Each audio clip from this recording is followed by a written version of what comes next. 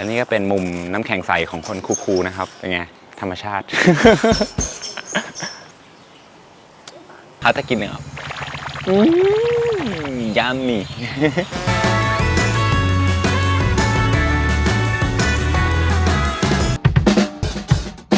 เฮิร์ตโทนนั้นแบบกำลังอกหักออกมาตาเหล่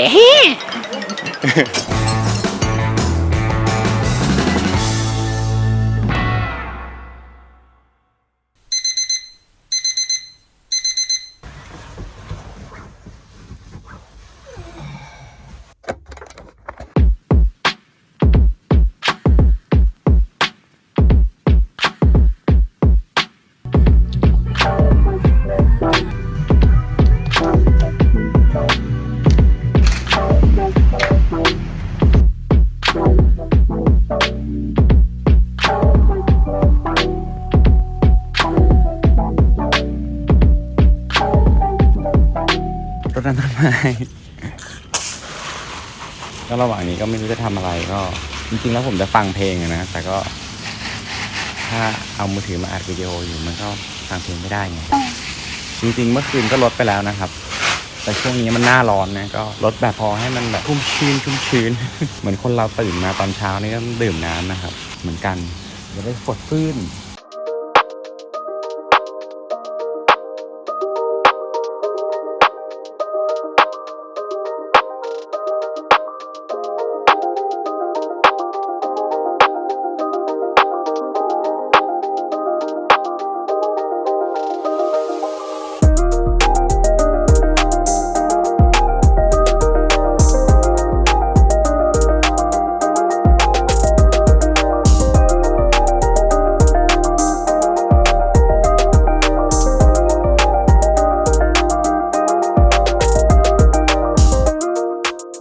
รู้ว่าทุกคนชอบอันนี้นะครับ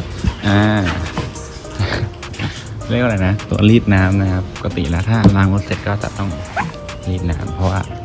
ถ้าปล่อยไว้หรือว่าจะเช็ดออกก็ได้นะแต่อารมณ์แบบเพลิน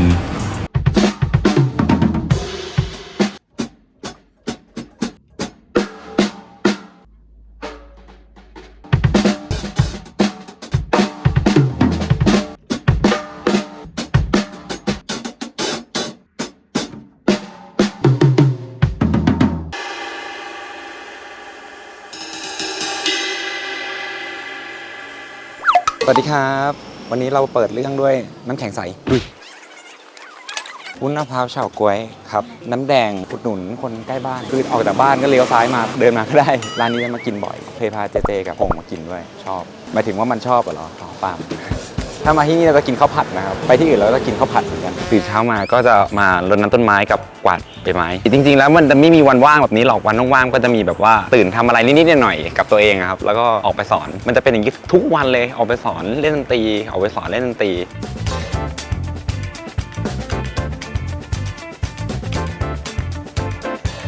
ได้แล้วน้ำแข็งใส1 ถ้วยจริงๆอยากพาเดินเข้าไปในร้านนะครับลองเดินตามไปไหมล่ะชิลมากคือข้างในจะเย็นๆหน่อยอันนี้ก็เป็นมุมน้ำแข็งใสของคนคูลๆนะครับเป็นไงธรรมชาติ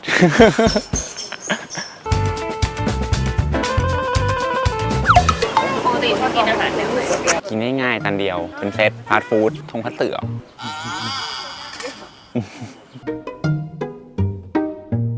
บางคนชอบกินขนมไงแล้วแบบขนมที่นู่นมันเยอะมากเราแบบบางทีเราไม่รู้แพ็กเกจเขาอะก็อยากลองไปหมดเลยบางทีแบบอิ่มแล้วแต่ก็อยากลองอยู่ก็เลยหยิบเผื่อมาด้วยเฉยๆมีกระเป๋าสำหรับขนมเลยโชว์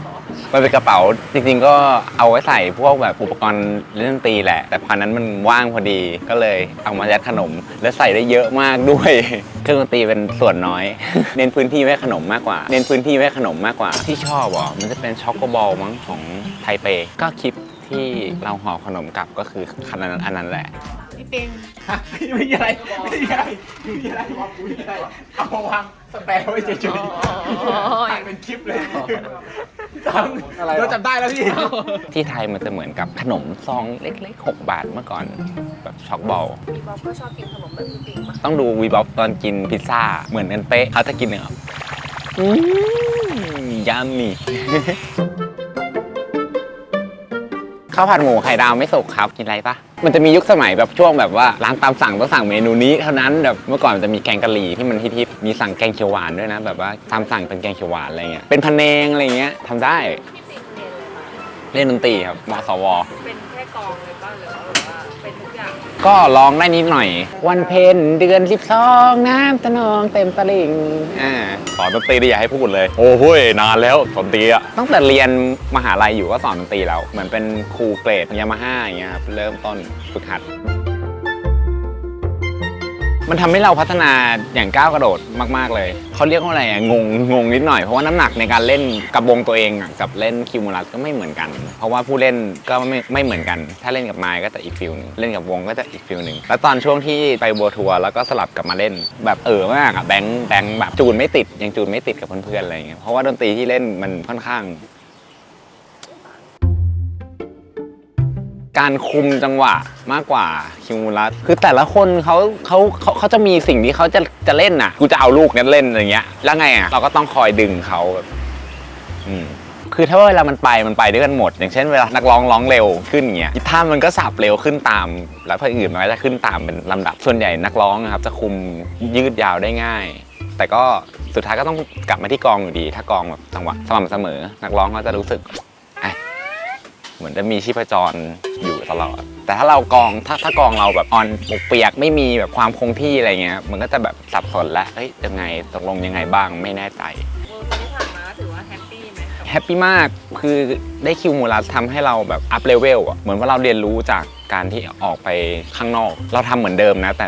มันอัพเลเวลเรามากแล้วอย่างนี้แบบมีเวลาไปทำอย่างอื่นไหมคือจะบอกว่าการที่ได้อยู่บ้านแล้วแบบทำอะไรโดยที่เราไม่ต้องดูนาฬิกามันแฮปปี้มากคือในบ้านมีอะไรกองอยู่ให้เราทำเต็มไปหมดแบบหันไปอีกนี่ก็ยังทำไม่เสร็จหันไปนี่ยังทำไม่เสร็จอะไรอย่างเงี้ยของวงมีวันที่15 มีนาที่ลิโดครับคอนเสิร์ตบัตรไลฟ์เป็นแบบวงกลมเวทีวงกลมฮะข้าวผัดหมูของใครคะข้าวผัดหมูครับขอบคุณครับ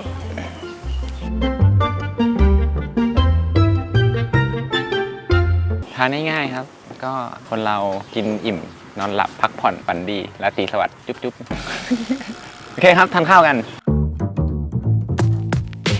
กลมกล่อมแล้วมากกว่าคือแบบสมดุลแต่ถามว่าชอบกินหวานนะชอบกินหวานแต่กินเค็มมันก็ต้องเค็มกับอะไรอย่างเงี้ยลุย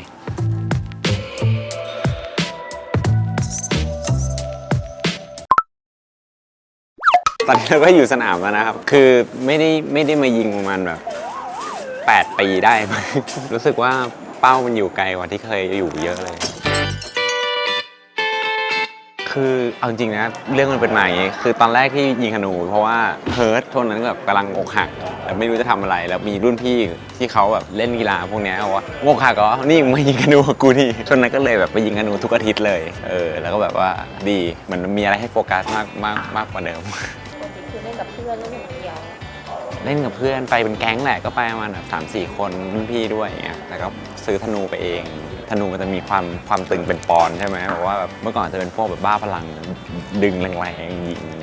กลับมาบ้านก็ปวดตัวยิงธนูไปต้องเดินไปเก็บใช่ไหมใช่เพราะว่าแบบลูกก็ต้องซื้อเอาเองเมื่อก่อนมาเล่นเพราะว่าเวลาเราใช้ลูกธนูสนามมันจะเบามากแล้วแบบถ้าธนูเราแบบปอนเยอะอย่างเงี้ยมันยิงแล้วมันจะเหินลูกธนูมีผลต่อการยิงมีหัวธนูมีผลวัสดุหลายอย่างหลักๆก็คือสมาธิแหละปกติไม่ปีนเล่นที่ไหนเคยเล่นแถวพระราม2นานมากแล้วเล่นอันนั้นสนามแรกที่มันบูมมั้งแบบพวกธนูมาใหม่เลยเวลาเราไปเล่นมันก็ต้องมีเช่าแฮนด์การ์ดนิ้วมีบล็อกแขนมีอะไรเวลามันขึ้นสายมัน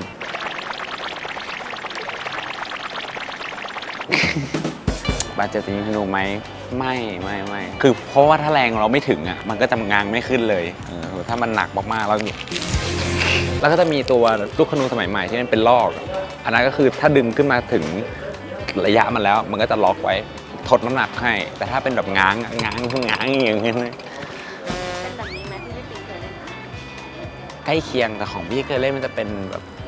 วายกว่านี้แบบว่าแบบไม้ทั้งอันเพื่อคุณพี่จะบ้าแบบซื้อมาจาก eBay อะไรเงี้ยแล้วเอาไปที่สนามเขาจะน้อง คือถ้าวันนี้เล่นแล้วจูนติดอ่ะก็เอาไม่แน่เพราะว่าเริ่มต้นมันก็ต้องประมาณแบบ4-5 พันไหมมีสีอะไรฟ้าแดงเหลือง ต้องเป็นสีเหลืองอยู่แล้วนะไอ้น้อง สีอื่นที่พี่ไม่มองหรอก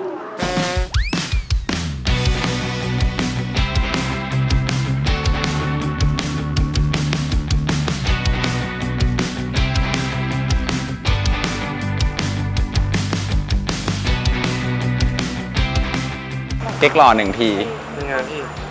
ออกมาตาเหล่ รู้สึกดีครับ มายิงด้วยกันดิ นี่ทำไมเหมือนเราต้อง ต้องได้เหลืองวะ เหมือนมาโยนโบลิ่งก็ต้องสไปร์อะโอ้ต่อเนื่องเราชุดยิงไว หลังๆนี้รีโหลดเร็วขึ้นนะครับ คือเหลืองหน่อยๆปะเหลืองปะครับ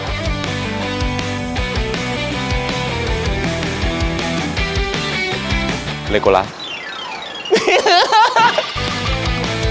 เห็นไหมนี่หัวคนแล้วครับเนี่ยหัวคนนะครับอย่าซ่ากับผมนะเข้าใจเปล่าซ่ากับผม กดที่เป้านะครับนี่แล้วก็จับปลายลูกเลยดึงออกง่ายๆอย่าไปจับหางนี่ครูบอกไว้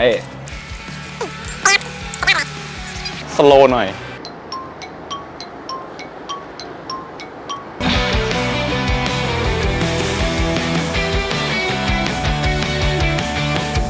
เบื่อจังเลยยิงกี่ทีก็โดน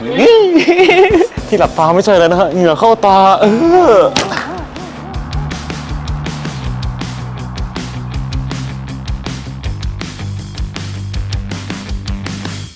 ถึงแล้วนะครับดูก็รู้ว่าเป็นร้านขายอุปกรณ์ดนตรีนะครับเป็นร้านกลองที่ชอบมากส่วนใหญ่จะเป็นของที่เขาเรียกว่า second hand บางทีแบบจับมาได้จากต่างประเทศอะไรเงี้ยมันก็จะมีแบบแร่นิดนึงก็จะชอบแวะมาดูว่ามีแบบของที่มันแบบเราชอบไหมแต่วันนี้มาเอาแค่ไม้กลอง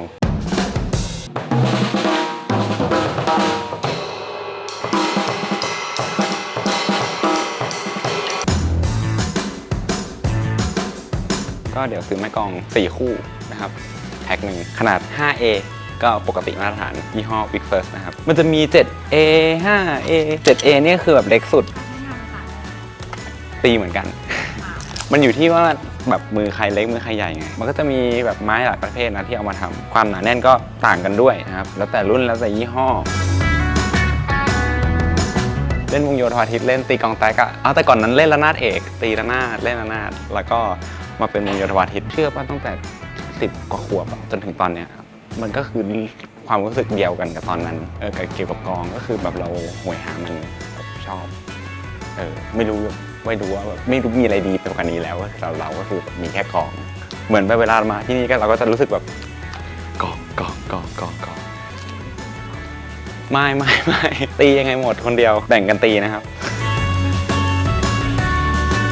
จริงๆแอบซื้อไปแล้วมันจะเป็นส่วนใหญ่จะเป็นพวกแบบเครื่องทองเหลืองนะครับแบบนี้แต่เป็นปีเก่าๆหน่อยหูละ1,970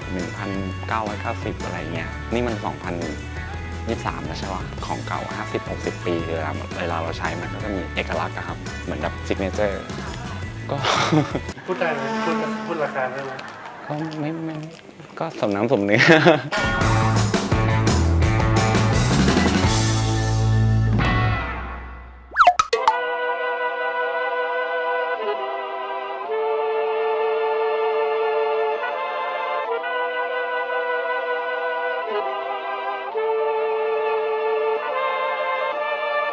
ปิ้งหรอกินแบบไม่เปรี้ยวมากกินแบบเข้มๆหน่อยใช่เมื่อก่อนนั่งบ่อยมากเกือบทุกวันเลยช่วงที่แบบว่าแบบว่างๆนะก็คือแบบมีเวลาว่างจากการสอนด้วยจากการเล่นด้วยก็จะมานั่งแล้วช่วงนั้นก็เป็นโควิดก็แบบงานเล่นดนตรีก็จะน้อยงานสอนก็จะน้อยลงไปอีกก็คือแทบจะไม่มีงานเลยก็จะมานั่งแบบอยู่กับพี่ๆชิลนั่งฟังเพลงกันร้านนี้เข้ามาแล้วกลิ่นมันจะแบบดอกไม้หน่อยๆรู้สึกผ่อนคลายเมื่อก่อนวงโรสลีนก็ซ้อมที่นี่แหละที่บาวโซนมันจะเป็นห้องซ้อมด้วย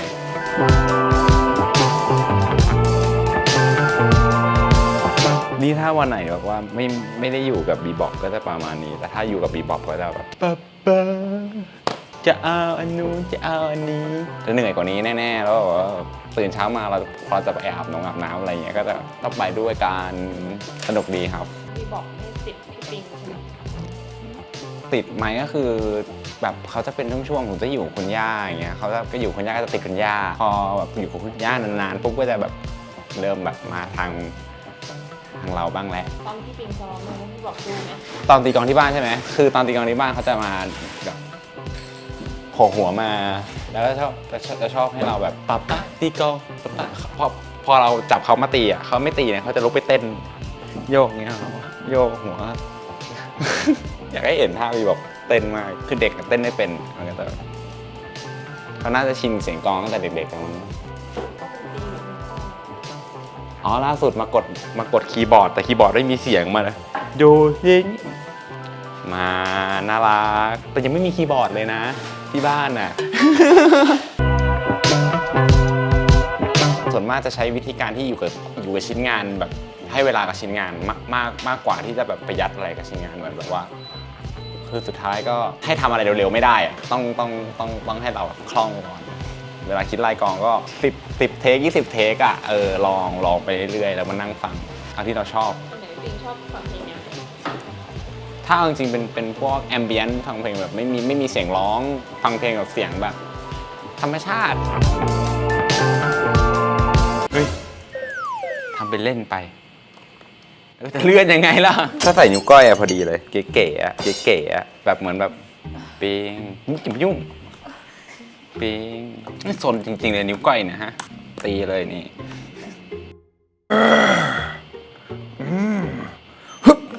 ฮึบตบมือเลยฮึบแตะอะไรฮึบตบมือ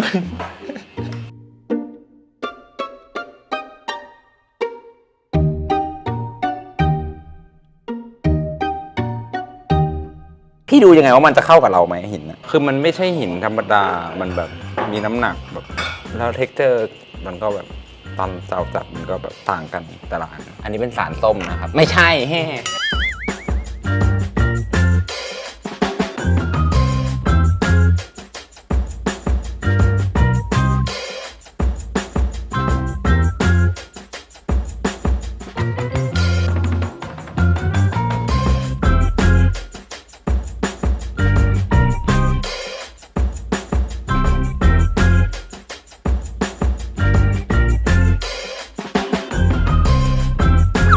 วันนี้ก็สนุกมากนะครับผมได้ไปยิงธนูได้ไปนั่งชิลปกติก็จะชิลๆอย่างนี้แหละนี่ก็ถึงเวลาสอนแล้วนะครับผมขอตัวไปสอนก่อนนะ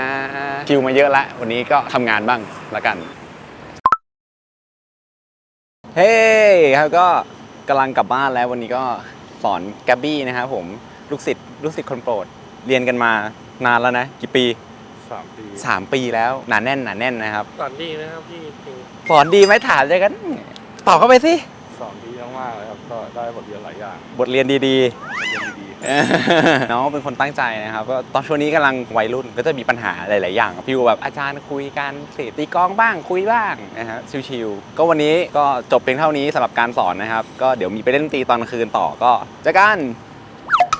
ดนตรีไม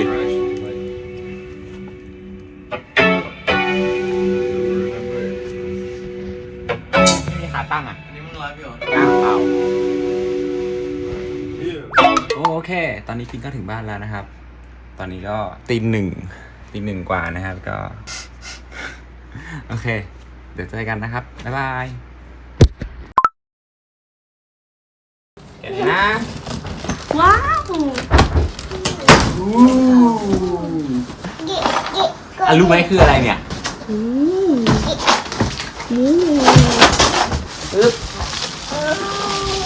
เอาได้ไหม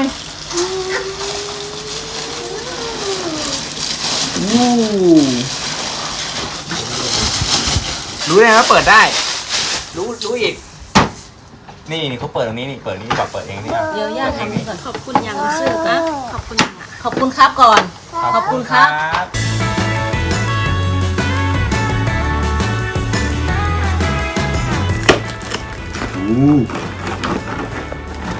มีคนรอดูว้าวขอบคุณครับยังขอบคุณครับยัง ขอบคุณครับยังขอบคุณครับสวยไหนขอบคุณครับแกะเปิด